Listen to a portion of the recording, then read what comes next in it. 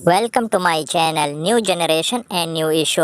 आज का हमारा टॉपिक है मर्द की शर्मगाह का साइज़ कितना होना चाहिए जिससे औरत अच्छी तरह से लुत्फ़अंदोज़ हो और मुतमईन हो जाए।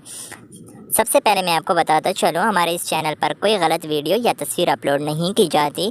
हमारे चैनल का मकसद सिर्फ ये है कि वो नौजवान जिनको जिनसी ताल्लुकात के बारे में शक़ व शुबहात हैं और जो शर्म के बारे किसी से पूछ भी नहीं सकते, तो ये सिर्फ उन लोगों के लिए है। तो जल्दी से हमारा चैनल सब्सक्राइब करें ताकि हमारी तमाम वीडियोज़ की इन्फॉर्मेशन आपको मिलती रहें।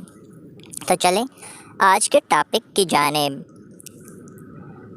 कि वो मर्द की शर्मगाह का साइज़ कितना होना चाहिए जिससे औरत मुतमईन हो जाए।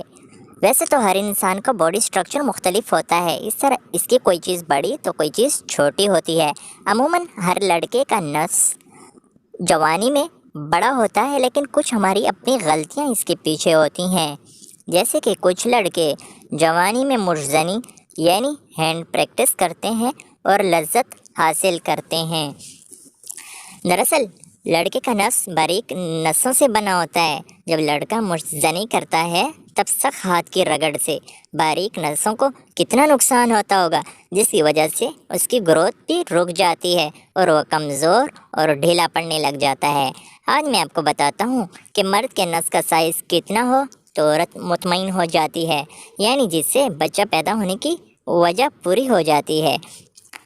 एक नॉर्मल मर्द के नफ्स का साइज़ 3.5 इंच हो तो औरत मुतमईन हो जाती है और अगर साइज़ बहुत ज़्यादा हो तब भी औरत को तकलीफ़ होती है।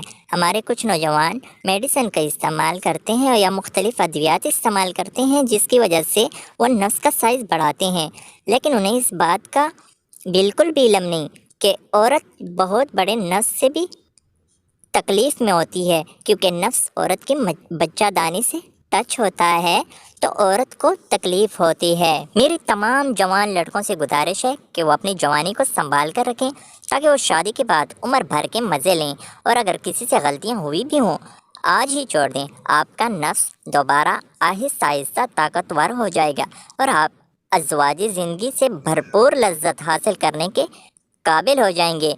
उम्मीद है वीडियो पसंद आई होगी।